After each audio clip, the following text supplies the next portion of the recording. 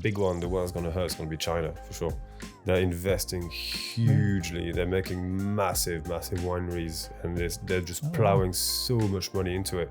I mean, like, you're talking about probably wineries that are the size of St. Helier, state-of-the-art stuff inside, latest tech. I didn't expect that, to be fair. It's going to hurt, and because their labor is so cheap and they have so much space. Very soon we'll witness the decline of Prosecco. This was big till now, I guess. Yeah, it's huge. I mean, we sell. I don't even. Why do you think is that? Because it's getting expensive. Passion sells. Passion talks to people. You can. When you talk about something that you really like, you exude something. There's something in the air, like people can tell that you're really, really into it. Today's episode was brought to you with the support of our friends at Kyoto Restobar. From their izakaya dishes to the most delicious sushi in Jersey, Kyoto Restobar is the place you should have in mind for your next on-island Japanese experience. Whether you choose to dine in or order online, I promise that you won't be disappointed. And now, back to the episode. Flo, welcome to Hospitality Insights. Thank you very much. Appreciate you finding time coming here. I'm really excited about this podcast, genuinely, because we're going to talk about wine. I'm not huge into it. That's not even close to the knowledge that probably you have, most likely you have. But I'm really excited about this, genuinely. Good, me too. Thank you very much for having me. Absolutely pleasure. Okay, so before we get into the wine situation, tell me a bit about your professional background and experience to date. How you got to do what you're currently doing? Well, I studied hospitality in France, in Toulouse. And then because I traveled a lot when I was a kid, I just wanted to leave France because my big dream was being a bartender. And I was trying to get a job in Toulouse to get like bartending or like a commis bar or something, but no one wanted to hire me because I didn't have an experience, which is a bit of a vicious circle because if no one hires you first, then how you gonna get experience? Exactly, you can't get any experience, right? So I was I got a bit disillusioned with it, and I worked in a couple of restaurants as a waiter, and I was like, you know what, I can't do this anymore. I'm going to leave. I'm going to apply for a job. So there's a newspaper in France called the Hotel Keeper and Caterer, and you have job adverts for France and for abroad. And there was a job for the Royal Yacht, which was reopening. So I applied for the job as a bartender, I got it straight away, and I moved, and then I came to Jersey. So then after that, I worked in a good few venues in hospitality in Jersey. And then family calls, got a partner, got a child. And I'm a bit like, well, life is quite difficult to reconcile between working hours and family spending time, etc., etc. So I decided to leave, start working in an office which was selling LED light bulbs for LED huts, and then I heard about a job at Randalls. So I applied for the job at Randalls. I didn't get it. Someone else got it, but it was a friend of mine. So it was actually quite good to have someone on the inside at that point, I suppose. And then the year after, the same job came up for grabs, and I applied. And obviously, I suppose thanks to her, she put a really good word in for me, and then I got the job. And at the same time, I had gotten a little bit more sales experience from my current job, which is what was lacking beforehand. And then landed in Randalls. At which point, wine wasn't really my big thing. I liked drinking it, but I wasn't too. I had some knowledge from hospitality school, obviously, but not like probably as much as I should have had. But then the more I delved into it, the more the passion got really ignited, and then I've started becoming a good Frenchman to sorts. Okay, so then how did you start learning about this? Did you do school? Are you self-taught to a degree? No, so there's two aspects to it. So there's the class element, which was fine. I got out, I had some, decent basic knowledge about it. But then, you do wine tastings, you go on wine trips, you speak to winemakers, you speak to people who work in the vineyards, you speak to like vineyards manager. And they all tell you how they do it, how they do things, and why they do it. So then you really get a good understanding of. That's a lesson already. Exactly. Right? Yes, I think you learn more visiting different vineyards and see how different people do different things and the outcome of all these different things. Then you really get to understand. Oh, right, yeah. But then obviously you got your little knowledge in the background, kind of going. yeah, you remember this is what like the class was about, and then you really, oh yeah, of course. But then you understand the fundamentals behind it, and then you kind of move on and build and build and build. I mean, I don't have my wine knowledge is still, it's all right, but there are people that know vastly more than me. But I think it's understanding it to a decent level and just really loving the product. I think is more valuable than a lot of books. And yeah, but then you're definitely at the level that you can give an honest advice. For example, you can be like, I think between these and these, if you have, let's say, lobster for dinner, I think this would do best. So I think you're definitely at that level. There's no question about it. Oh yeah, because definitely. I've seen some of your videos as we were talking earlier, and genuinely you might think that they are not the highest quality in the world, but then the message is there, which is the most important thing, because you can have the best quality in terms of production, but then if the message is not there, that's still not going to kind of like reach people or touch people in any shape or form. Okay, so perfect. Okay, so we kind of get a sense, how you got into it. Tell us a bit about the Cellar 1820. Is it 1823 or 1824? 1823 Cellar. Okay, yeah. That's it. Okay, perfect. Tell us a bit about this. It's obviously our retail division. So obviously the retail division of Randalls, sorry. We had pre-COVID, our retail division was called Van Direct. We had a shop in town, which was under the Grand Marché slip, which was a bit more of a cash and carry sort of business model. And then obviously that shut down, so we had to find a backup location, which is at Le Cannevet Center. So Le Cannevet obviously kind of became our main, I suppose our only kind of retail division. Yeah, exactly. Yeah. But a lot more wine focused, a lot less sort of cash and carry.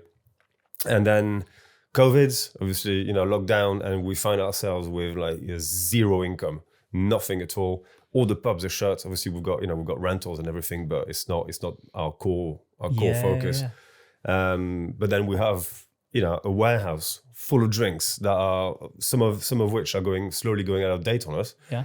And there's a lot of thirsty people out there. So we thought, hey, let's do some home deliveries. So to start with, it was a very manual process because we didn't have a website. So people were calling the office, we were taking their orders, taking their payment by card. And it was a very, very manual process. So at which point we said, listen, we need a website because this is taking so much resource. And you probably got quite popular as well. Yeah, yeah. I mean, it was unbelievable. The amount of people that were calling were like, wow, brilliant. Jersey, making Jersey proud. So we created a website, but I didn't want to call the website Van Direct because I don't know, I think we wanted to change the name anyway. We wanted a rebrand, but it was a bit like, we'll almost like we'll do it later, But that kind of forced us to really get back into it. So we called it the Randalls Drink Shop. And obviously, end of COVID, you've got two brands which are virtually servicing the same people and everything. So on a consumer point of view, I suppose I saw it as quite confusing. Because some people were like, oh, Randalls Drink Shop or Van Direct, which one is which one, Who does so, what? Yeah, exactly. So a bit like, whatever. So my first thing when I took my current position was to consolidate this. But I was really struggling with the name, I was like, right, I've got the concept, I've got the idea, I know what I want to do. And the name just really stumped me, and the logo and everything. And then at the start of, obviously this year was our 200th anniversary for Randalls, which hence why the name 1823. And we'd been talking about it for quite a long time, quite a few months. And then one day I think the penny dropped and I thought, God, let's call it 1823. But originally I wanted to call it 1823 Wine Cellar. But I suppose it was almost too focused on wine. So you guys do also do other things. Yeah, absolutely. So we decided to just go for 1823 Cellar, which is fairly inclusive of wine, beer, etc. So that's how it came about. Yeah, interesting. Because I went on the website and kind of like I was kind of intrigued about the year. Knowing that you kind of guys celebrated something, but then not knowing exactly what happened. So I'm like, oh yeah, this kind of makes sense. Yeah, why not? Yeah, adding the name of when the journey started. So quite cool. So what gives what the kind of like the sparks that go in my mind when I see the difference between Wine Direct and the Cellar project that you guys got now. It feels like a bit more like premium affordable in a way, comparing to the warehouse that was previously. That's at least that's my. I might get a wrong impression. No, you're absolutely correct. I think the aim, well, the motto that I've tried to drill into everyone, staff and hopefully customers, is great wines, great value, great service. So we're not we don't want to be a premium retail outlets, because there are people in there are other people in Jersey who do that and they do it really well. So it's not our and it's not our core market, if you will. We want to do entry to mid range, but just offer people this really good value that when you go to the shop or online and you buy a bottle of wine for say 10, 12 quid, which is when I reckon the best value in wine is between 10 and 15 pounds.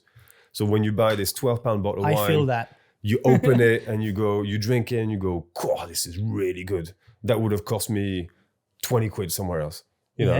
Not just in Jersey, obviously, like in the UK or anything, but it's just to have this little wow factor that then people feel they're getting a lot of bang for their buck, and then they'll come back to you and say, "Great, this one was great. So maybe let's try something else." And then hopefully grow that way and just kind of get more followers and Do you have people there that are I wouldn't say capable, because I'm sure they are, but do you have people that are trained to kind of like give advice, recommendation and everything else? I guess you do, but we've got two guys working there predominantly. We've got John, who's been with us for a long time. John's been following us, I suppose working for us since the early days of Wine Direct. I think he's been for 20 plus years. John knows wine well, so he can give advice and everything. And we've obviously got Mathieu, who is a former sommelier for Longueville Manor. So again, knows his stuff. Well, that's great. It's great, because sometimes you go into these shops. I'm not saying, as I said, I'm not saying there, but you go in some of the shops. The people they're just not. You don't need to be passionate, because probably your drink of choice or whatever the drinks are different, but at least to have a good understanding, I think, of what you're selling. It's important, and if you guys do that, that's perfect, because not everybody that walks into the shop will know exactly what they want. And I'm sure you get situations like, I'm making this turkey dinner, what do you recommend? And I'm sure there are situations like that. Well, that's when Mathieu comes in really handy, because obviously being a former sommelier, he's got this really good understanding of food pairings and everything. Yeah. But again, food pairings are, I'm sure we'll come to it later. Yeah, we will come to it later. Yeah. Absolutely, yeah. Because I'm sure like a lot of people will wait for that, and they want to get an understanding of how you do it, because I'm sure there are a few tricks that you can share with our audience. But what I want to kind of touch on is the relation with the growers and the suppliers that you get. Because you mentioned about going there and then see what they do and then form relationships and, obviously from there on contracts and everything else. How does it work? How do you get a new supplier on board, for example? Is there something you can share with me? Normally it's rare we get single suppliers.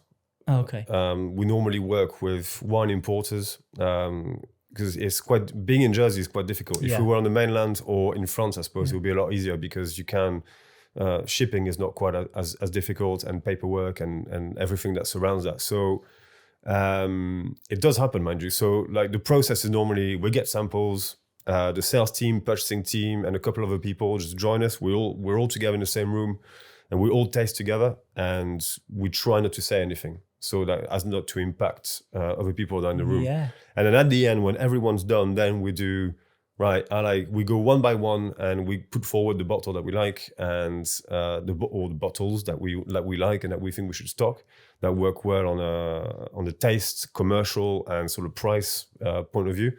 And this is essentially how we choose new wines. So the last one we got was probably a Bordeaux supplier, actually, the Medeville guys, which are absolutely fantastic. They started in 1826. Wow! So literally just after us. So close. It's the 8th generation, and we've forged a really good relationship with these guys. They're super good. When we have like an order that we need in a bit of a pinch, bang, it's ready straight away, no problem, no questions asked. They're just super, they're like us. They want to look after their customers and just want to offer the best service possible. So, and this is how it starts. But obviously then after that, even through wine importers, you do get the winemaker that comes over. I mean, recently we had Hubert de Billy from Paul Roger that came and did a wine dinner at the Anchor Club, which was last week, as a matter of fact, on Wednesday. Yeah. And he's the great-great-grandson of Paul Roger himself. So, you've got like that kind of caliber of people that come over. You've got, when was it? In March, I think. It was in May. We had Cristobal Lapagna, who runs Don Cristobal Winery in Argentina. Wow. Again, to do a dinner in the Anchor Club. We had, all sorts of winemakers coming over. We had Ed Adams from La Bascula. And these guys are super keen. They come here and they're really grateful for the work we put into their wines, and they want to help us sell more, obviously, which is good for everyone. But at the same time, on the personal point of view, on a human point of view, we do forge really good, because we're all here for the same thing. We're all here to drink good wine, sell good wine, and have a bit of a laugh while doing it. So this is how it kind of starts, and then obviously there are some which you forge a really good relationship with, like the guys at Medeville. Recently we went to Montreso in Italy to visit their... I was going to say, do you get the chance to go as well? Yeah. So we take some trade customers with us. So obviously that's through Randalls, like more the wholesale side of things. We take some trade customers and we treat them to like a nice little trip, but it's also very educational. So in June, no, it wasn't in June, it was in May, I think, we went to, Montreso. So the northeast Italy, kind of Veneto area. And the first one we went to actually was Vidusi, which is like, which works with that main importer we're working with. Same, these guys were, super, they're part of the Montreso group, but they were really, on a personal point of view, they were super keen. They do things differently, and they were really keen to explain to us why.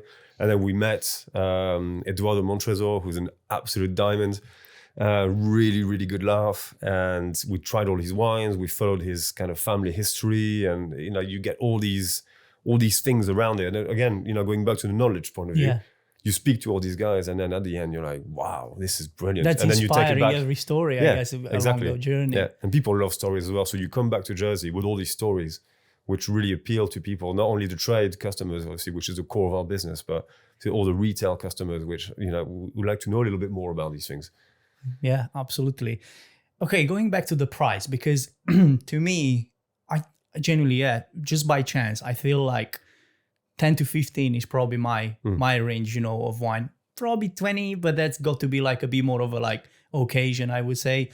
But do you feel like, do you think that in Jersey you can find good wine with £5, for example? Because to me, is a bit, the reason why I'm asking is because I can see, finding, let's say, a good £5 wine in, let's say you go all the way to the grower, maybe buy directly from there, or going in a country like, let's say Romania, let's say Moldova, let's say, countries that East European, or maybe even Portugal, Spain, or whatever, but getting them directly from there, not like second, third time by the time they get in Jersey. What's your feeling about that? £5, I think nowadays is quite difficult. About pre-COVID, certainly you could find decent wine for less than £5, but nowadays it's everything's gone up so much. Bottles for the on so many levels. So you got to start with the winemaker, grower, whatever you want to call it. The bottles have gone up 200%.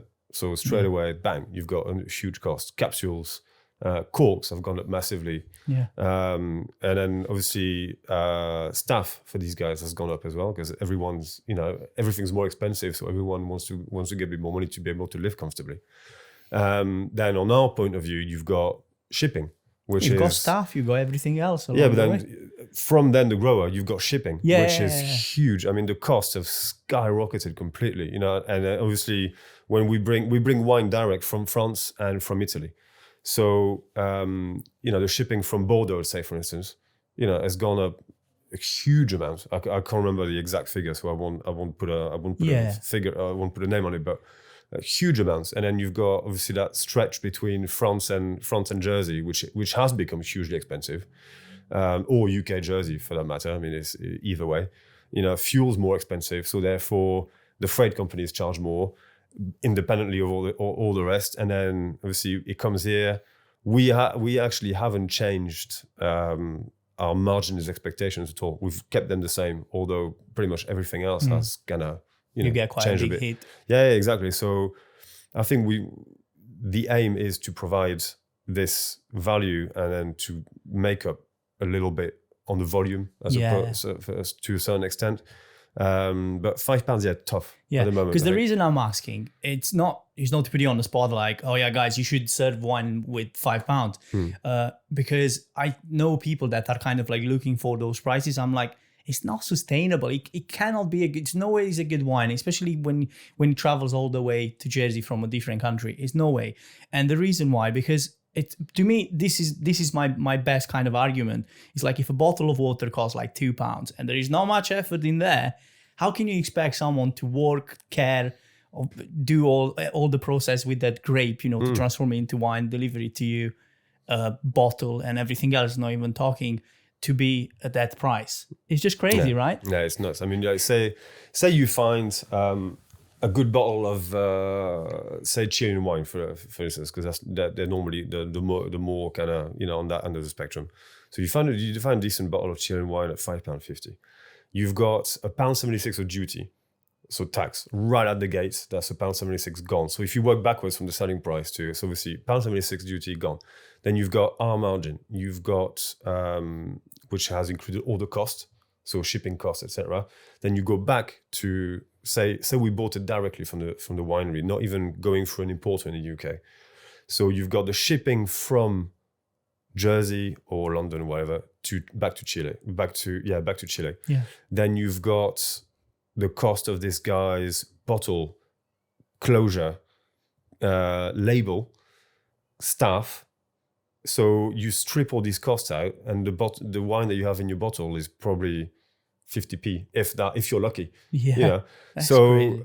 It's like, it's quite significant, really. You can't expect to have decent wine for 50p. Yeah. Yes, if you were in Chile and drinking it there directly, fine. Probably yes. Yeah. But having it's all these importing costs that make it so difficult. Yeah, I fully understand that, because in Romania, for example, especially like northern region, when we had our wedding, there are a few like smaller growers, grape growers and wine makers that they will give you a better price, but then you need to go and take it from there, collect it, and you're not going to get it in bottles. You're going to come with your own, most likely with your own containers or whatever, and the price will be like so much cheaper. Exactly the same wine will be, let's say, I don't even know the percentage, I don't want to say something stupid, but it'll be so significantly cheaper than, for them to put the label, put the cork, put everything else. It'll be, and I think situations like this, but that's a different story. Yeah, we're talking about like a whole bottle that made it all the way to a shop in Jersey or to a restaurant. Not even talking. That's a different story, I guess. Yeah, absolutely. So would you say that 10 to 12, 15 it's a good beginning? It's a good starting point for finding good wines. Is that definitely? Yeah, I think all the wine I drink is around 10, 12 quid. Sometimes less, mind you. You can find some really, really good gems around £7.50, £8. Yeah, that's a bit rarer, but I think the bulk of the value nowadays is around between 10 and £15. My favorite wine, and my wife's as well. I don't know. We discovered it like a while back. I'm not sure if you heard of it. Passimento. It's from Sicily. I can't remember who gets it here.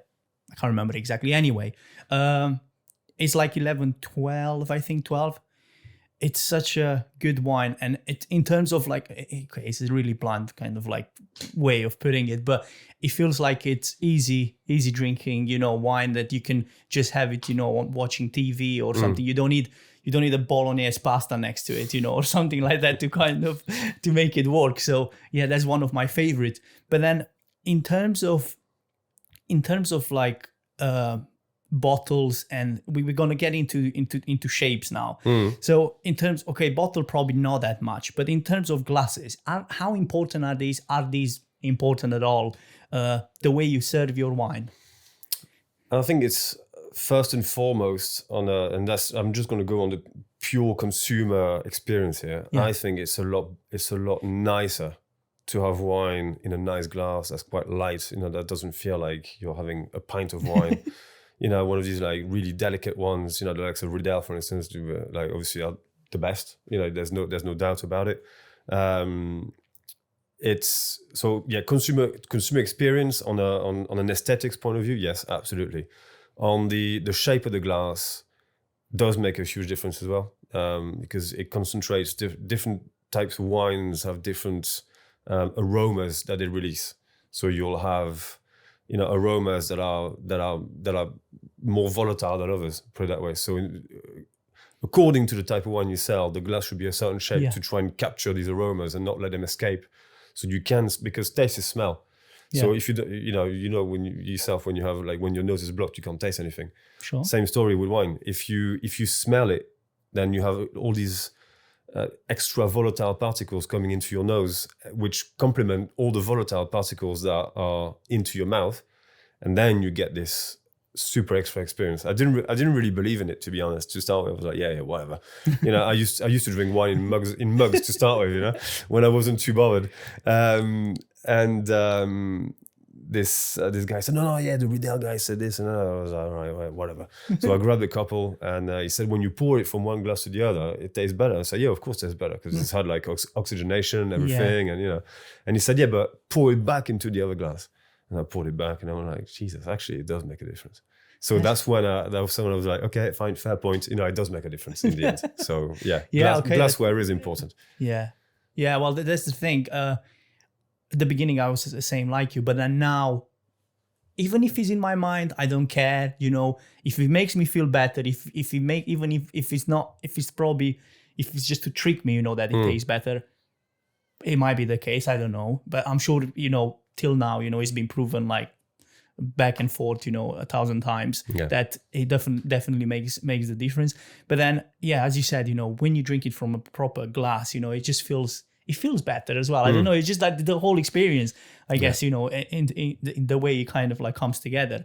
Absolutely. Okay. So now I've got a bit of I don't want to put you on the spot, but I just want to show you something. All right, go on. So I've got a wine here. I don't know. I can't remember whether I got it from somewhere, how we ended up in my, I just want you to see like first impression in terms of like, if let's say you go into a shop and you've never seen that wine before, what would you say about this wine in terms of like what it's got only on the label? Because obviously we're not going to open it. We could, but just from what it says on the label, I don't think it's an expensive one, that's for sure. But it just in terms of what it says on the label. Right, so you've got so some Puglia to start with, which is like the heel of the boot of Italy. Negro Amaro, so it's going to be quite, I reckon, so 13.5%. So I reckon it's going to be quite fleshy. Lots of black fruits, because obviously the hotter the climate, the more, especially particularly with red, I suppose with white is different, but with red, the hotter the climate, the more big black fruits, big tannins, big, everything grows, you got a lot more sugar concentration. So I reckon it's quite big black fruits, quite silky, I would imagine though. Maybe a bit of spice, but Negro Amaro isn't the one I know the most about. Looks good though, in all fairness. But in terms of like what it says on the label, what is on the label? If let's say you were to read the label. Right, gotcha. Sorry. So how is this a label that attracts you? For example, is this how do you choose? Because again, I think it comes back to aesthetics. I'm a sucker for this. If let's say I see a wine that's well presented, everyone is. Everyone is. If it's well presented and it's clean, it makes sense, kind of thing. know. And to be fair, I'm going to put it on the camera so everyone can see as well. We'll probably take a few shots after that. But no, I like it. I like the you can't see it on camera, but it's cool. It's all embossed there, so that's really a really nice feel to it. The shape is quite cool as well. It's like kind of Bordeaux derived, but not completely traditional. little gold thing there that looks really good. You can see the grape straight away, bang, Negro Amaro. So you've got what you're looking for. You've got the region it comes from. So again, if you kind of know a little bit, then you can kind of imagine where. How important is, because that's what I also want to kind of like talk about. How important is to have this on the bottle? Comparing to other wines that they don't have. Everything. They don't have it. For me, it's everything. To know where a wine. Because I'm always looking for that. Yeah. Oh, absolutely. To know where a wine comes from. I mean, in all fairness, it should be there anyway, somewhere on the label. Maybe not on the front label. I'll give you that, but it should be on the back. Definitely, anytime on the back. Because it's one of these kind of legal requirements, Because sometimes it just says, I don't know whether with wines, I might be wrong, because I'm not really looking for the ones that don't have it. But if, let's say, in other industry, it'll be like from European grapes, well, that doesn't mean anything to me.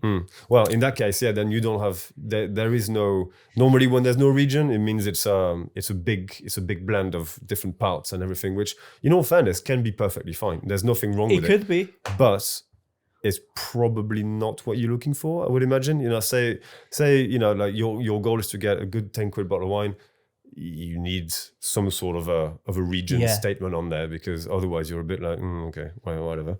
But no, yeah. So you say this IGP, sorry. So it's a delimited region. So that will help in the fact that all delimited region, particularly in the old world, have a very, very precise. What do you want to call it? Have very precise rules they need to follow. So you need to have, you can't produce more than a certain amount. You can't irrigate your vines. You can't, do all these things. So that, and all these factors to a certain extent exacerbate quality, because then the winemakers have to work all around all these issues. It will be like the red tractor in the UK or here for food. Yeah, I guess, right? Much. It'll be a standard. Yeah, it's like, exactly. Yes, it sets a standard for everyone. So, that looks quite nice, actually. Okay, perfect. Looks interesting. Yeah, I wanted to kind of like get a sense, what you think. Although, as I said, I'm sure this is not an expensive wine. It does, again, it's just my motto, it doesn't have to be expensive to be good. It's easy to make good wine to make an expensive good wine.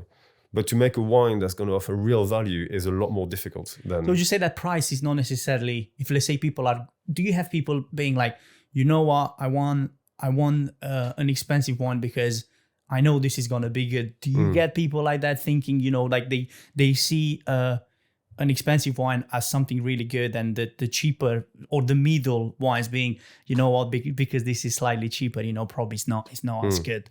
Yeah, I think in a lot of people's minds, there's definitely a correlation between price and quality. But I've drunk fairly, expensive wines before, and they never really blew me away. Yes, there are some the top ones. You try and go, it's like it's another dimension, But there are some that I've paid 40 quid for before, and I've been like, well, yeah. I've done blind tasting. It's funny you say that with work a while back, and the most expensive wine, I hated it so much. I'm like, this is a £5 wine all day long, genuinely. And then the guy was like, you know what, this is from like this and this region, is well known. I'm like, it can be, I just don't like it. See, I think when you strip all this away and just look at the wine itself, it's something completely different. There's this guy, I was watching this movie a few years back. I can't remember the name of the movie now. It's about this guy that was counterfeiting wines in the US. Oh. And people could not tell the difference. Wow. Because you have this psychology of, right, this is what's on the label, it must be this. And because the guy was actually really good at finding the flavors and different components of these expensive wines and replicating them by blending other wines that were much, much, much cheaper than that. And he was so good at it, he fooled everybody. But where he made mistakes was the actual single producers, like he didn't have the producer knowledge. So he copied wines that had never actually existed. Like years that never existed, or like formats that never existed. Wow. And then this is how people started going, hang on a minute, this can't be real, right? And so there are many bottles nowadays in very expensive cellars out there that are probably counterfeit, that people have bought for a huge amount of money, and I still don't know about it. Yeah, I mean, I've not seen the wine, but I'll have a look. You know, if there is a documentary or video, I definitely want to see it. But I watched something about extra virgin olive oil. It blew my mind. You know how much of it is counterfeit, and I'm like, how is it possible? Extra virgin olive oil? Come on, you know, I didn't really expect that. But you know, the Italians, they just seem to. But it's huge money to be made. Huge money to be made. And obviously, you know, like life's difficult enough as a winemaker when you have to combat the climate and the laws. And you can have bad years, good years. It's not always exactly. Yeah. So I mean, life's difficult enough without people trying to nick your stuff and like just make it for three times as cheap. And you know, it's really tough. But yeah, there's a lot of money to be made. And stuff like this. You touch a bit on old world, and we're gonna get into the new world as well. In wines, what's the difference for someone that doesn't have any clue about what you're talking about? You know, what was the difference in terms of like probably taste, regions? Because you know what goes into the new world, what goes into the. We don't need to get obviously all the names out there, the countries, but just a few, if you may. Obviously old world is very synonymous with tradition. So, you know, I suppose we were all there, we were all starting. Apparently the birthplace of wine would be Georgia, supposedly, which make a banging wine, by the way. So, you know, Georgia, France, Portugal, Spain, Italy, Romania, Croatia, you know, all these countries have been making wine for so long that, you know, we've had all this occasion to have all these laws put into place as well. So especially France have very, very stringent rules on winemaking, types of grapes allowed, production quotas, and so on and so forth. Whereas the new world has been a bit like, you know, it was all the mavericks that were going there. So there are a little bit more now, but it's virtually lawless. You can do whatever the hell you want. If you want to irrigate your vines, irrigate your vines. If you want to throw oak chips in a vat to make your wine taste oaky, do it. If you want to have that type of grape next to that type of grape and blend them together, no problem. So it gave birth to all these completely different wines. It's like a fusion cuisine. Yeah, well, kind of. I mean, it's like, you know, say you make a beef Wellington. You know, there's a method to it. You have to have certain ingredients and everything, although it can vary broadly, but you know, there's a whole thing that you have to follow and everything. And then you decide to make your beef Wellington completely different by having like the pastry on the inside, cut your fillet in a really small strip and roll it in and like do something completely wacky and wonderful. But this is what New World does. They just take all these traditional things and they go like, oh well, we can do something else. There's guys like that do like a reverse ripasso. Like ripasso is in Italy, where you pour new wines over old grapes, like over old skins, to give that fresh new wine a bit more oomph and a bit more flavor and everything. These guys do the other way around. They pour old wine onto freshly pressed skins, to give that wine a little bit more youth, a little bit more like, you know. So I mean, like in Europe, you could never do this. I mean, you'd be shot. I mean, like you can't even think about doing it because you could do it, but then you would lose your appellation. So say you have, you know, you're in a Maroni and you make this beautiful wine, or in Bordeaux, and you try this. Yeah, fine, you could bottle it and sell it, but you would never be able to put Bordeaux on the bottle. No chance. So this is what these guys are doing. I mean, I see the Australians are the craziest about it. They just blend whatever grapes comes around, and you know the results are absolutely wonderful.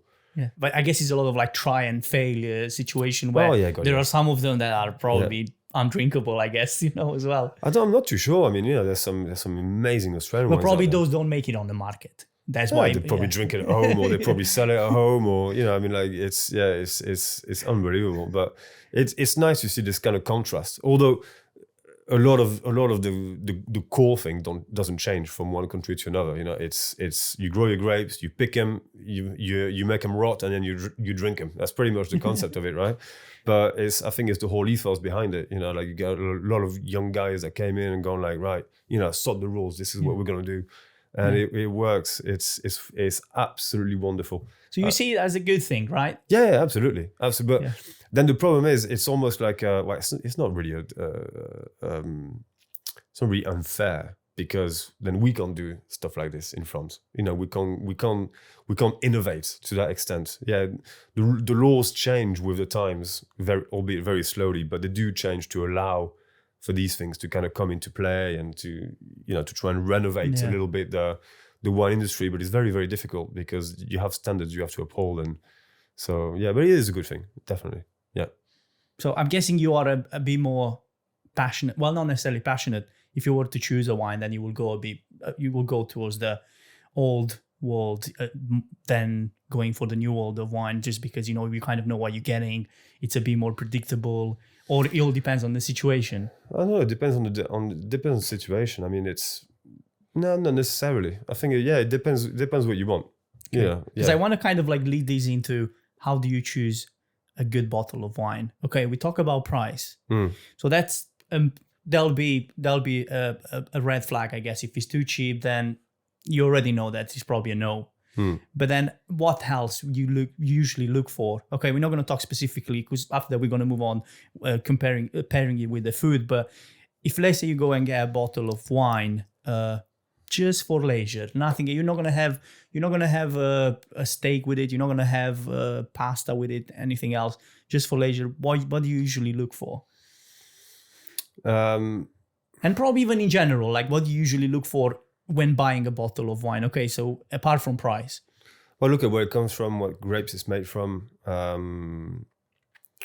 and general like packaging, I suppose, because it's the first thing you see. Yeah. It's it Does is it matter if it's with cork or with screw caps? Because that's it's so romantic, the screw, the cork, it just feels like... It doesn't bother me. Yeah. I don't think it's a huge indicator anymore. There's, just a small, deviation there on the closures. Yeah. There's wine in cans, and I did a test with some people that were at mine, and I said, "Oh, guys, I've got wine in cans. You'll never believe it, and it's absolutely brilliant." And they were like, "Yeah, whatever," that sort of stuff. So I said, "Okay, fine. I'll tell you what. I've got a couple of bottles of Malbec, and the wine in cans I've got is a Malbec. So we'll do a blind tasting, and then you pick your Fair. best one." So that Malbec, the one Malbec I had in bottle was a kind of entry-ish level, quite good. Nothing wrong with it. Does what it says on the tin. And the other one was quite, like a decent Malbec, probably about 12, 13 quid a bottle. And then I had my little can, 250 ml. So I divided all this, particularly the can, I suppose. And then I put it all on the table. Everyone had their 3 glasses. And then they all tried it, and they all picked the Malbec that was in the can. Wow. Because, again, that kind of preconception was removed. Yeah. But anyway, closure, parenthesis closed. So yeah, I look for the grape, because I know what I like. I know the kind of flavors I like. I know the kind of stuff I want. So I look for the grape. I look for where it comes from, and then obviously general packaging. And after that, pretty much a bit of a gamble, really, because you can expect, a lot of things from a label, and then you open it and you go like, oh Christ. Yeah. We had this, and I always remember this experience. Funny enough. But I'm a bit, for me, it's I have an unfair advantage, because I know all the wines we've got, so I know what to pick. But say, one day I was in Waitrose. It was a Sunday, and I really fancied like a big meaty Shiraz, and we've got this one that's called a Knock Knock Shiraz, because it's actually named really well, because it'll knock your socks off.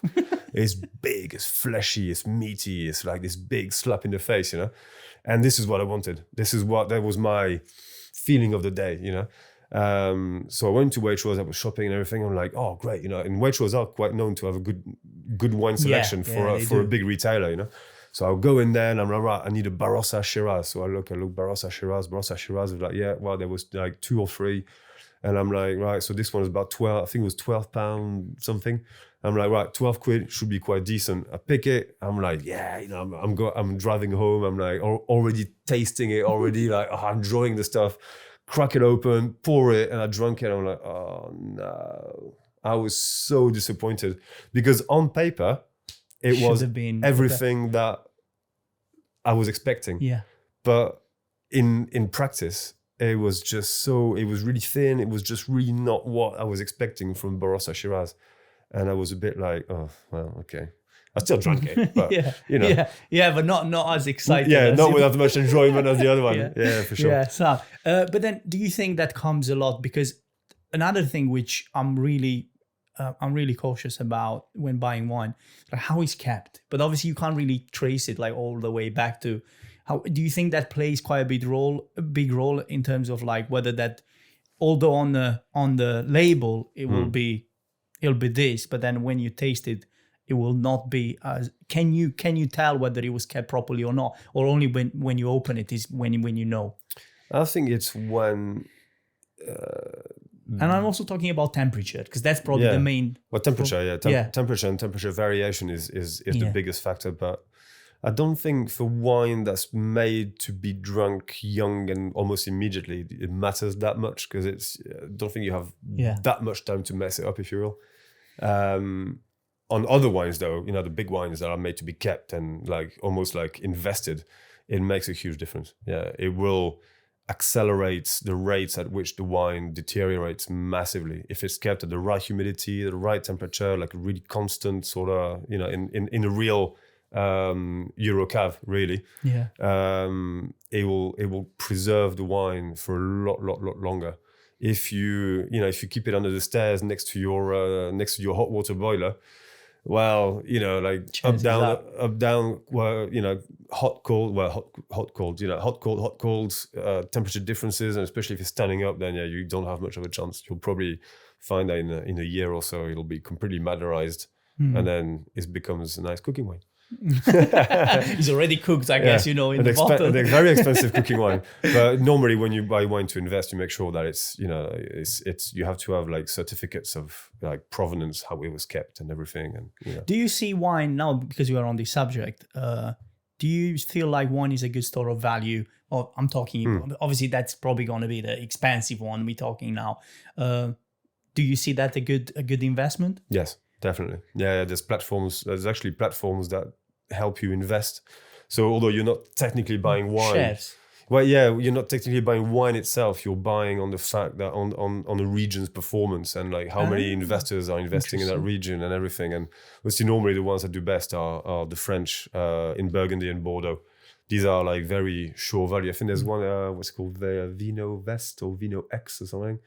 Where the minimum is 10 grams, so it's not like, but that it grows at a really steady pace. So if you say, you've got your 10k spare and you want to invest in wine, you'll probably put like 3/4 of it on the shore values, on the big regions that are very consistent, and then the rest, if you want to go on the Maverick Australians or Kiwis or. There's going to like be South like your Africans startups, more like investment. Yeah, exactly. It can go good, it can go bad. Like pretty much. It's essentially it's like investing into Google and then investing in like this guy that's making rocket parts in his garage. It's pretty much that. Yeah. So yes, absolutely. So there's that part of it, but then the other part of it, I suppose, is you buy wine to then sell it on. That's tough. Really tough because most of the time you have to buy en primeur, which is like even the wine when the wine's literally just been made. So you have to be really good and really know your stuff, like what the climate was, who the winemaker was. Really tough stuff, and then you buy it that way, and then you keep it. But then it has to be kept properly. So you need to have the right equipment, or you give it to someone else to do that for you, and that's costly as well. So it's like there's all these things about it. But yes, you can do. Yeah, I think it's a very good store of value. Yeah. What do people in Jersey drink? Because we're gonna go back now after that. We're gonna move on into the food pairing. But what do people in Jersey drink? Like in terms of wines, what are do you see something specific? Okay. I don't know, let's say the majority drink, let's say Shiraz, the majority drink this and that. Do you see some sort of like trend here in Jersey with people drinking a bit more this than that? Yeah, lots of Pinot Grigios, lots of Sauvignon Blanc. Chardonnay, not so much. And red is going to be Merlots, Cabernet Sauvignon, Shiraz, that sort of stuff. But there's more and more now. I think as people get more and more wine aware, they are more willing to try, but they'll take a recommendation. So, like when I'm in the shop sometimes, someone comes around and they're like, oh, I really like, I normally drink this. And I'm like, so what do you like about it? It's to try and find what aspects of that wine I like. And then I said, oh, right, so if you like this, then maybe try that. And then maybe try this one as well. And then, just try and have a bit of a recommendation of things around it. But it's definitely moving in the way that people are really kind of aware that wine is a drink to be enjoyed. And experience, really I guess, exactly. Try different things. Yeah. Albeit the problem with alcohol is that, when you drink a bit much, then you end up getting a bit, which is the problem with wine really, because sometimes it's so good you just want more and more and more, but there's only so much you can take, I suppose. Okay, perfect. Now we're getting now to the food subject. How do you pair wine with food in some basic steps? Obviously we don't have like 10 bottles here to be like, this is with this is with that, but just like if you can explain a bit, how does it work? I'm very unconservative about wine pairing. I think you should drink whatever you like, however you like it, and drink it with whatever food you want. That's my absolute. Yes, there are rules, and it's quite easy to understand why, but I always try and recommend to people to drink a bottle of really nice light red wine, slightly chilled, with a piece of fish, because you'll change your mind completely, and it works. It really does work, because these wines tend to have like what you're searching for. Say with fish, for instance, what you're looking for is something that's not going to ruin the taste of the fish. Something that's quite well. If it's say grilled fish, for instance, because there's sauces as well. So we'll skip the sauce for the moment. So you're having you've bought yourself, you've gone to the fish market, you bought yourself a really nice sea bass, and sea bass isn't the most tastiest of fish. It's more of a texture than anything else, right? So you don't want a really oaky Chardonnay, which is quite rich, to go with that, because it's going to overpower your fish completely. Yeah. So you want something quite light, with a nice acidity. Again, acidity is key, because it cleanses your palate of fat and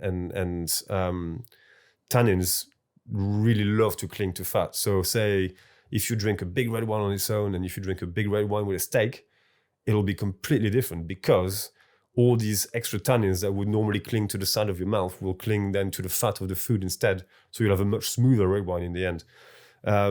So acidity is key. It washes your palate of all this fat and everything, and it makes your whole experience a lot more pleasurable. So again, going back to the fish, you want something that's quite, not nondescript, but you want something that's quite light, like some nice citrus aromas, because we tend to put citrus with fish, with a really good acidity. So like that's why Muscadet is so popular, because Muscadet is exactly that.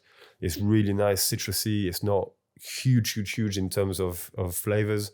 There's a nice minerality to it, nice acidity, cleanse your palate, gone. Then if you have something with sauces, which tend to be have a bit more oomph in them, then you want something maybe a little bit more, because again, you don't want the wine to eclipse the food, but you don't want the food to eclipse the wine either. So it's got to be a bit of a working partnership. So there you want maybe a barrel aged Chenin Blanc, but just slightly though. You don't want like a big barrel aged like some of these Americans that you find. Maybe like what is quite nice with Lugana, which is again from where we were at Montresor, is quite good, because it's got a bit of extra. It's got a bit of extra. Is Pinot Noir an option?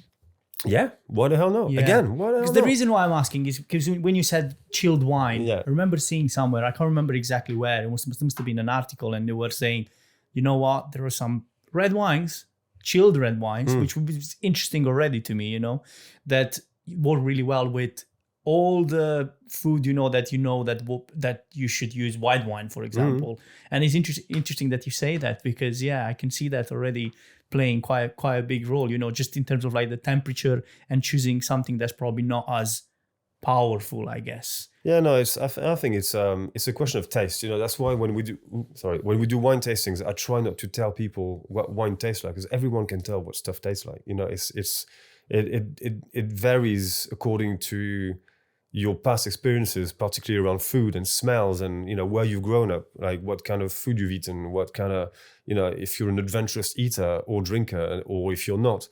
And a wine that will taste a particular way, yes, there will be a common core, but then I'll get other things, and then you'll get other things that I want, because of our various experiences. So it is ultimately, I think, a question of taste. Yes, there are, broad guidelines to follow. You wouldn't drink dessert wine with a steak. Yeah, albeit if it's your if it's your thing, then I mean, do it. Who is everyone to tell the wine you? police. Well, no, but who are people to tell you what you can and can't do with your food? Fair. For me, it's again not my cup of tea, but if it's yours, I mean, go for it. So, Pinot Noir. Seriously, get yourself a bottle of Pinot Noir from 1823 Cellar. Stick it in the fridge for like say a half hour, maybe 45 minutes, just to chill it. You want to chill. You want to work cold. Yeah. And then have it with a nice piece of fish, maybe like a nice salmon or something, and you'll see like it won't blow your mind, but you'll go, it works. It actually works. Yeah. It really does work. You know what? I realized that I don't really know specifically which wine, which variety I kind of like, but I know regions what I like. It's kind of a weird one because if you ask me, like, okay, tell me 10, 15 different grapes. I mean, probably 10 I'm incapable of, but 15 I'm gonna be like, this and this, and probably I kind of lose it along the way. But when it comes to regions, I realized that because exactly like you said, it's not right or wrong, but I realized that I went to Santorini. It must have been like a year, 2 years back, and obviously their soil is very poor. It's very like it's literally like it is almost like it's rock everywhere, and this produces like a really interesting white wine, very acidic. I'm like, this is it. I don't know what this is, but this is it. This is my white wine. Absolutely amazing. And then trying the South Italy wines and Sicily, and then I'm like, yeah, this is me again. Not that this is anything, not that I won't try a French one, not that I won't try a Spanish, not that I won't try something from Chile or anything else. But, when it comes like, okay, choose something for this evening that's going to make you happy. This is it. It's crazy. I think you like a flavor profile. There is a flavor profile that you favor. And this is what you should be looking out in other things. So you like acidity, you like citrusy stuff, like just thinking about what kind of stuff you find in there, like Sicily, probably Grillo, maybe a bit of floral elements, maybe a bit of stone fruit as well. So this is kind of what you should be. Yeah. From Sicily, I'm looking specifically for reds. Yeah. For Sicily and Italy, I would say.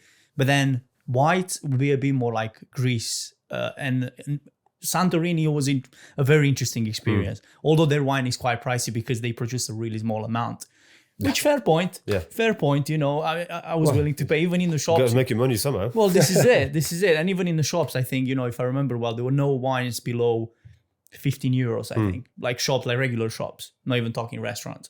But then I'm like, when you see the vines and the way the vines are tiny and they grow, it's really weird experience. When you go and say, okay, this is all like a wine area, and I'm like, where are the grapes? And then they're all like on the ground, kind of in a circle, because this way they get protected by the wind. And it's a very interesting story. I'm like, oh wow, okay, so that must have produced like not even half probably from what a French region would. So it makes sense, to be that expensive. It's a good thing that. It's a really good thing. I mean, the low yielding crops, so like the crops that produce the least grapes because of climate or soil or whatever, are always producing the best wines because, instead of this plant putting its energy into giving you 20 grapes, it gives you 2. Yeah. But these 2 grapes are 10 times as good as if they would have been 20 for you grapes. Already makes sense. But... Exactly. So, there's all this, because every plant has an amount of, a ceiling of energy, I suppose. There's only so much they can do. So the less they give out, the better that they give out are going to be. Hence why, when you go into the big commercial things, say, in New Zealand, I think you get 28 tons of grapes per hectare.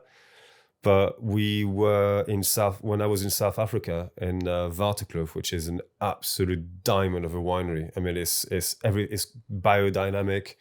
Everything's reused, and they have a restaurant where they use a lot of the stuff they produce. And I mean, it's unbelievable. There's a whole circle of usage, and nothing gets wasted essentially, or very, very little anyway. And it's a very natural way to make wine. But anyway, so when we were at these guys, they produce 8 tons per hectare. So you see a difference of 20 tons per hectare. So you can imagine how much better the grapes these guys produce versus the big wineries in New Zealand. You know, I think even I remember it from Romania, even like places that, you know, they're very rich in terms of soil. You know, when you go through the process of like taking care of the vines, you know, you remove some of the grapes basically right from the beginning to make sure that they're not getting too big or they're not getting too many basically. Apparently there is some sort of process if I there's remember leaves, there's all sorts of stuff. I mean, the vineyard work isn't my area of predilection, but but then it comes back to what you were saying, to keep it to the point that, you know, if you get, let's say, 10 grapes, you're gonna get the best grapes instead of, let's say, having 20 and they all like one is good, one is bad, and let's keep it to 10. Well, it depends what you want to do. You know, if you want to produce tons and tons and tons of wine and produce it fairly cheap, then, you know, that's what you got to do. You know, it depends on what you're after. But if you want to make a good little boutique wine, then maybe half the production that you would normally, or more than half, I suppose. But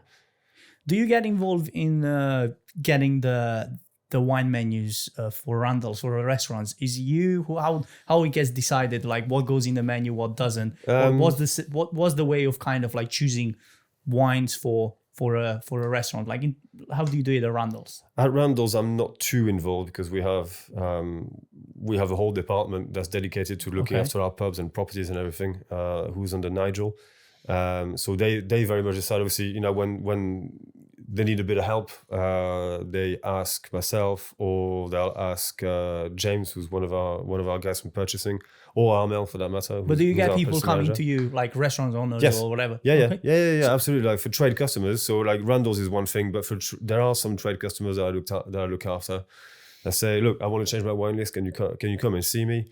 So like, well, so that doesn't sell, I want to replace it, and that doesn't sell, so I want to replace it, and like, you know, kind of freshen it up, give it a bit of a facelift, and then we help them according to what they have, what they want to achieve, what price they want to sell it at, and it's like this whole kind of structure. But I suppose there are some places where you go to and you've got like about 6 different Sauvignon Blancs on the list, and you're like, come on.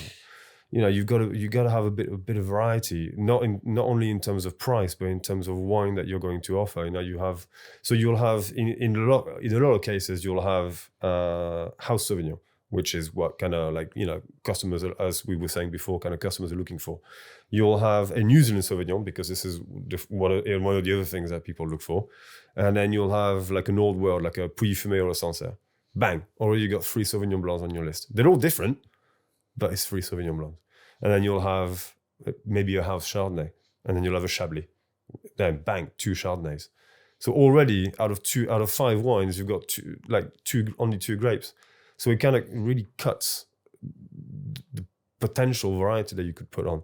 So then you can put your interesting wines, you know, like your white Grenaches and like your Viogniers and Verdeckers and, you know, like what's the one I love as well? Rieslings and, you know, that sort of stuff.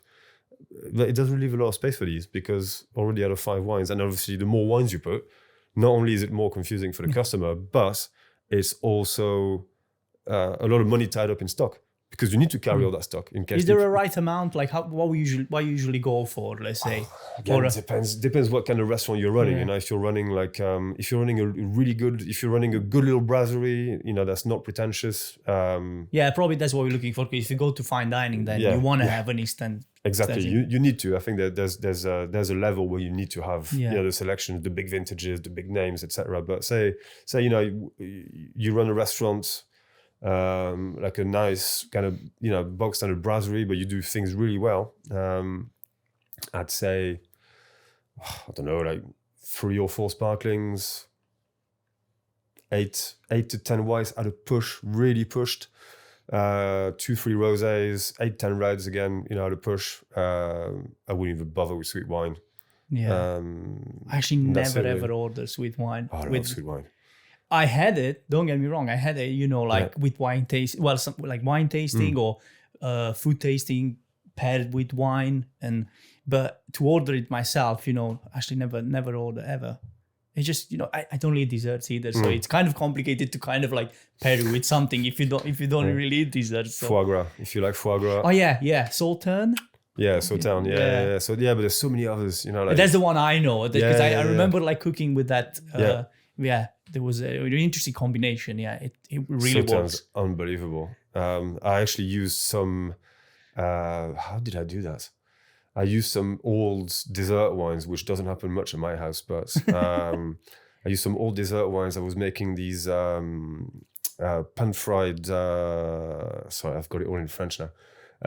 These pan-fried mushrooms with like garlic and herbs and everything, and I flambéed them with mezcal, and then I added I deglazed it all with this old kind of sweet white wine that I had, and I just reduced it to almost like turn into some sort of a caramel. Oh, it was so good.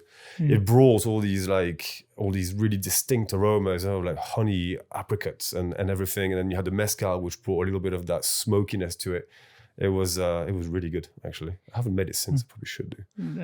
I probably recommend to the executive chef, get this in the menu, see what people think. I'm not even going there because he probably knows a million times more about food than I do. I mean, he's unbelievable. But probably you pair with him, in terms of like wines and food, I think this is where when you have a really good chef, it makes a huge difference because not only he loves and he knows food really well, he knows wine as well. Yeah. So he's already figured out what he can pair. He's brilliant. This guy, Dave Cameron, he's absolutely unbelievable. He's an absolute diamond for Randalls. I mean, he really elevated the food in our pubs, I think. And he's really, really good.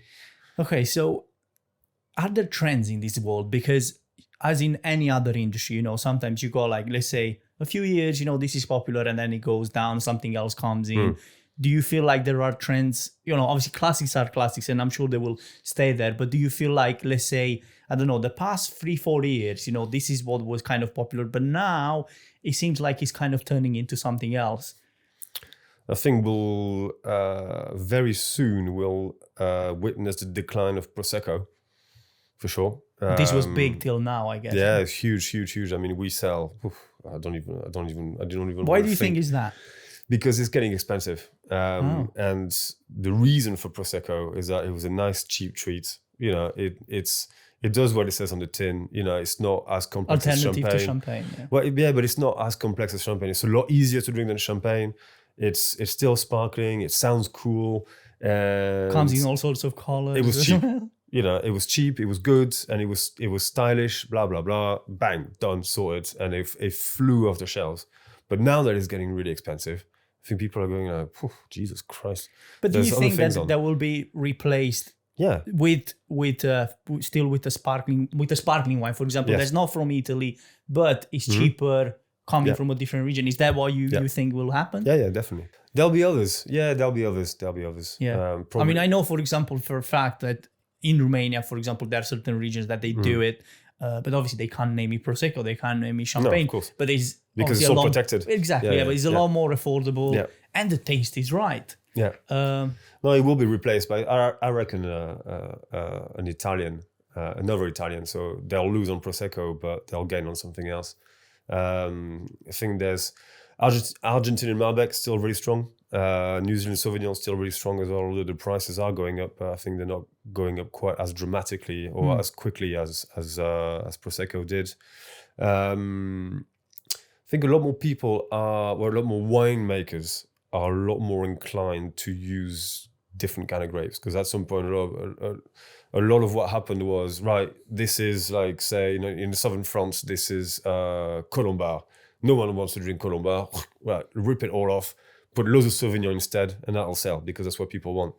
But now people are really kind of almost doubling back on that and going, do you know what? This is all our heritage. This is how our wine region got made, got known. This is what we're going to plant, and this is what we're going to make wine with.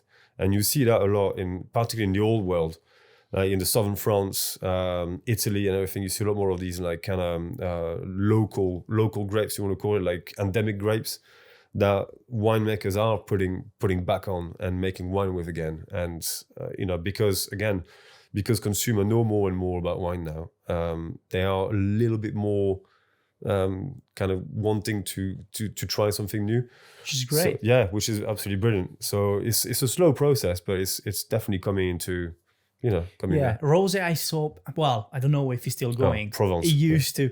Yeah, it used to be like, oh my god, like everybody was drinking roses, summertime, roses everywhere, different colors, different shapes, different sizes.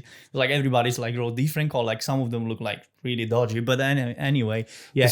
Is that still going for summertime? Rosé is unbelievable. I mean, Provence rosé has gone, but I love the rosé consumption evolution in Britain. It's gone from White Zinfandel rosé, which is absolutely atrocious. Again, Yeah. it's, Everything comes from your opinion, obviously. talking for myself, but I suppose what people were drinking were really, really bad White Zinfandel, as it was, really big, mass-produced. Another like a Gallo was, oh Christ. Anyway, so we've gone from this to the kind of like Matus rosé, which is marginally better, and then now we're on to like these kind of really nice, pale, dry rosés, like Provence and Provence alike.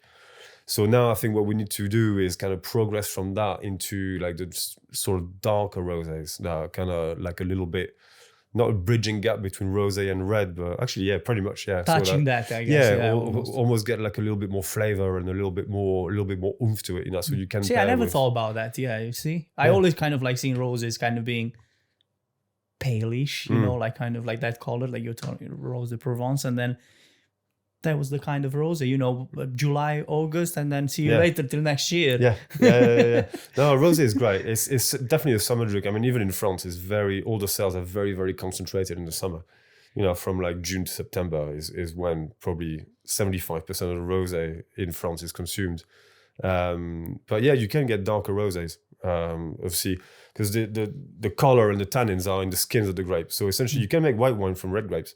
All you need to do is just take the skin off, and then essentially you've got, I heard that. Yeah, I heard this. Some already. Champagne does that. Yeah. Well, a lot of people do it. Champagne do it. Called Blanc de Noir. So if it's Blanc de Noir, it's only the two red grapes, which is Pinot Noir and Pinot Meunier. If it's Blanc de Blanc, then it's only 100% Chardonnay. Anyway, so all the color and the tannins are in the skin of the grape. So, and essentially you obtain rosé by pressing your grape and leaving the skin to macerate with that white juice. And how long you keep it depends on the... Exactly. So if you take it off real quick and it only gets a really, really pale tinge and not much tannins and not much oomph to it, then it's very close to a white wine. But then the more you leave it, then the more it becomes, it gets closer to a red. Yeah. So there are wines, Spanish rosés particularly, tend to be a bit darker and a bit more full-bodied. Okay, so we kind of like understand that what are the trends in terms of like particular varieties and colors. But then in terms of countries, okay, so we all know France is there, Spain is there, Italy is there. We've got like some of the new world, but do you see newcomers? Like who do you see in the next, let's say, 5 years, 10 years, whatever the years, because for the grapes, and for the culture to kind of progress, you need years and years. But who do you see coming, from behind? Who do you see becoming, not necessarily, obviously they're not going to, chances are that France, Spain, Italy, whatever countries that are already well known, they will stay there. But someone they'll be like, you know what, interesting, I never thought about that. I think some of the old countries are going to become more and more prominent. Like Georgia, as we were saying, Croatia, Romania, although they are already there, but I think that they are going to become a little bit more. They're going to become a little bit more popular, I think, as people try them and realize, oh, actually, this is quite good, But I think the big one that's going to hurt is going to be China for sure. They're investing hugely. They're making massive wineries, and they're just plowing so much money into it. I mean, like you're talking about probably wineries that are the size of St. Helier, state-of-the-art stuff inside, latest tech. I didn't expect that, to be fair. It's going to hurt. And, because their labor is so cheap and they have so much space. Then is when we're going to see the £5 wines, probably. Probably, It's crazy. It's going to be, it's going to hurt. I think they're going to take. Do you already import any Chinese wines at this point? No. I tried a few expensive ones though, for what they were. Yeah. I thought, oh, Christ, I wouldn't pay that much for that sort of stuff. But I think when they get the hang of it, they're definitely going to take the entry level for sure. Because again, China is not. They're not big wine consumers. I think a lot of the wine they consume is to be given as gifts. So it's going to be export mainly. Oh yeah. They want to take. They'll probably want to take over the world and just go for it. this is the entry level. It's good. It does what it says on the tin. Again, will people take to it? It's a tough one, it's Chinese wine. I think a lot of people will probably go, "Ooh, I don't want it," So I don't know. I think they might. It'll be interesting to see, I guess. Yeah, absolutely, yeah. But when they'll be like, "Oh well, madam, it's what in a restaurant is like, I don't know, £15 as opposed to whatever," they'll probably go, "Oh, actually, yeah, I'll have that." So I don't know. It depends. I think it'll be really interesting to see how everyone else kind of reacts about this. But they're seriously investing at the moment, so it could be. It's got the potential to be big. Yeah. Okay. So I don't see myself as a Romanian ambassador in terms of wines because I'm definitely not. But then, why do you think we don't have? Well, I know there are a few, but then I don't think you guys have any Romanian ones, do you? You don't. Okay. I know there are a few other companies that do, but they bring the weirdest names and the wars. We have. It's such a bad advert for what Romania can offer, and I'm probably a bit biased. Okay, I'm from Romania. It's true. Like you would probably do it if you, same. You probably I'm French. do it. I'm biased. Exactly, you would be right. But I genuinely believe so. When I go in Romania, I buy only Romanian grape varieties. I'm not interested. Every now and then I do get, let's say, the Chardonnays, the whatever that are in Romania, but they got to be from Romania because I want to kind of experience that. I have here the French wines, I have here the Italians and everything else, So I want to experiment that. But then, why do you think they're not making it here or in other places? What's kind of like lacking? Have you ever thought about bringing wines from that region? Is it because there is no demand? Is that what's ultimately the factor? I think the problem we've encountered is that to get good Romanian wine, you've got to put your hand in your pocket. And I think the quality to the price is not what people are prepared to pay. I think what we get for export is the really good stuff. Like where big wineries are making it. Well, good wineries are making it, and they want to make a really premium wine. I mean, I've tried some stuff which is absolutely mind-blowing. I was like, this is great. How much is it a bottle? And they're like, give me the price, like for us to buy. And I'm like, that's it. It's commercially for us. It's not doable. No, but not to say that. Funnily enough, actually, we have got a Romanian wine, which is an off-dry Riesling, which is absolutely stunning. It's really, really good. But again, it's not the cheapest. So it's a good experience wine. It's a wine that you can buy maybe once or twice. But not to say that we're not looking. If we find the right stuff that's commercially viable, sense, that offers really good value for money, why not? I mean, we've got a bloody Macedonian red wine. It's as long as it makes sense financially as well. I guess you will be open. Yeah, I don't think we found the right one yet. It's probably more the problem than anything else. But from what I've tasted, to start getting some decent quality at export anyway, you have to have there's a minimum price point which is quite high for the wine that you get. So if the price drops, I suppose the more it gets out there, the more wineries make it, or the more wineries make and everything, and then you got economies of scale, then yes, the price might drop to an acceptable level to be more commercially open to the rest. But commercially not, but I enjoy it. I like it. When I try it, I really do enjoy it. It's some really good stuff. I can't remember the name of the grape, but I was. There is Black Maiden, which is I think it's that one. That might have been that's the signature grape variety of Romania. And there are some of them that are absolutely. I'm genuinely man, this is just something else. But again, if you're gonna pay, I don't know how much in Romania, getting it all the way to Jersey is gonna be a different price, and I totally get it. No, absolutely. Yeah. But it's good to kind of understand what are the behind the scenes, because I'm sure you're not looking just at France, Italy, and so on. You kind of try to expand to other countries, but obviously it's got to make sense. We tried everything. We tried Japanese wine, which was quite interesting. What else did we try? We had the Macedonian one, where we still have it, which is quite interesting as well. Obviously Georgian, Romanian. What else did we try that was quite funky as well not too long ago? We've got a couple of Indian wines that are really good as well. Indian wines? Yeah. I mean, you wouldn't believe it, but it's just so good. The Sauvignon is a bit of an acquired taste. It's very green. It's a very green style of Sauvignon, not very fruity. So it's very kind of like capsicum, sort of like sweet pepper, kind of, cut grass, that sort of stuff. What else did we try? Christ, we tried all sorts of weird stuff. But it's nice, it's good to like to get this, what do you want to call it? It's good to get this experience of seeing what other people are doing or at least trying to do. And it's like this. It's such a great way to kind of connect with the country, with wine. I know, again, because I'm kind of like passionate and you are even more than me. Whenever I go somewhere, I want to, if I can get into a wine tasting room or go even to a winery, I will do it if there is an option. Obviously, certain countries don't even have the option depending on the climate or depending on where you're going.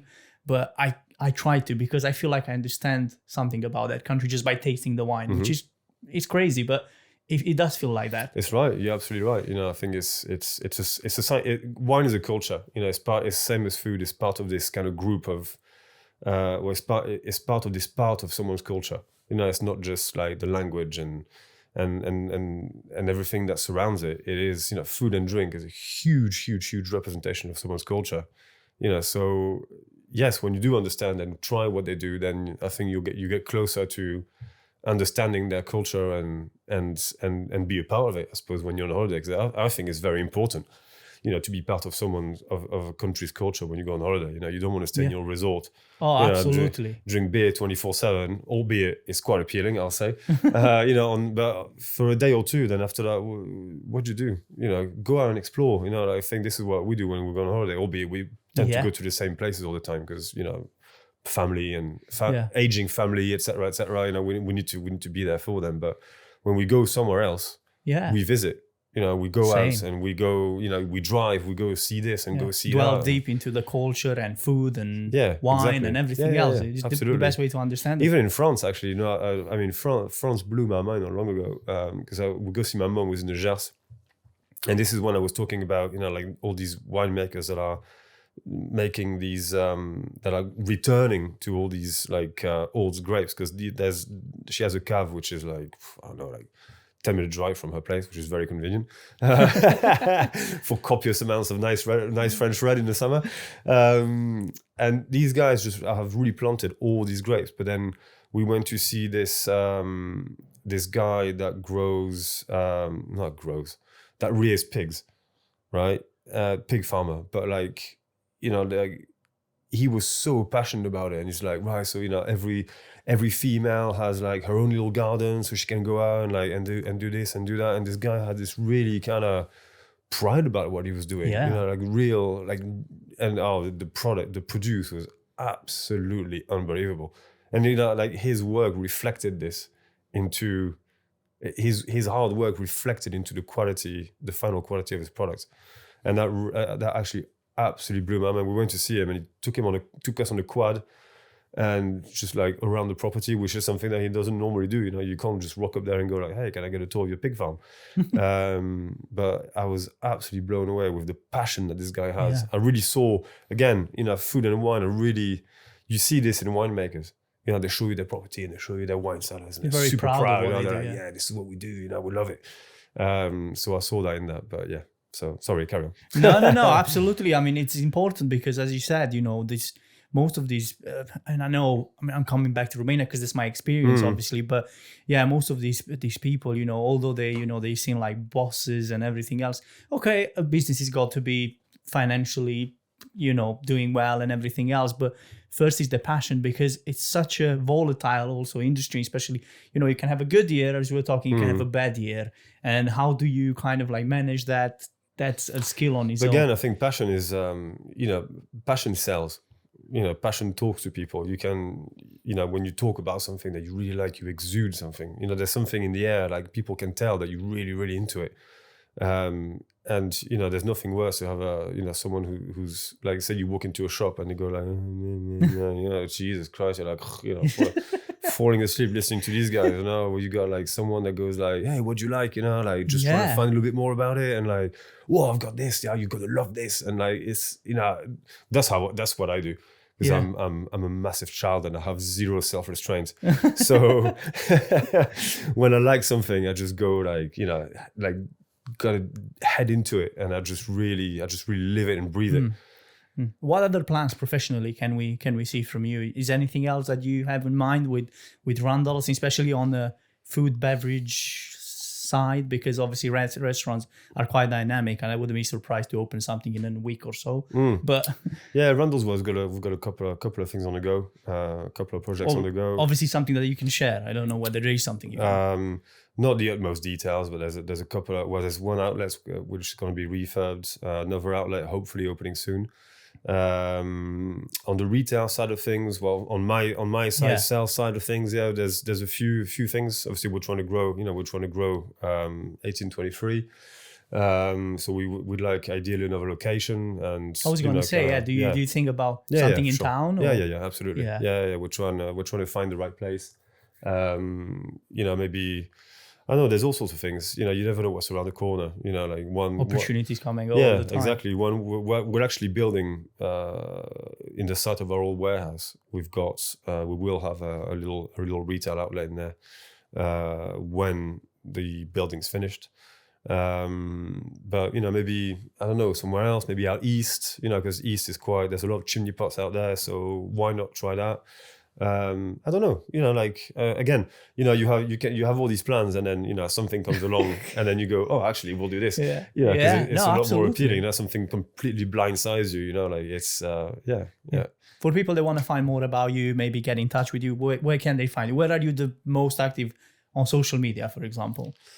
I'm not really active on social media, actually. Funny enough, I'm not a big social media guy. LinkedIn is always good. But at the same time, if you go into the Randalls main website, I think my details are in there. Yeah. So, email, mobile. Email is the preferred one, because then, text, I read, and then I get sidetracked and I forget about it.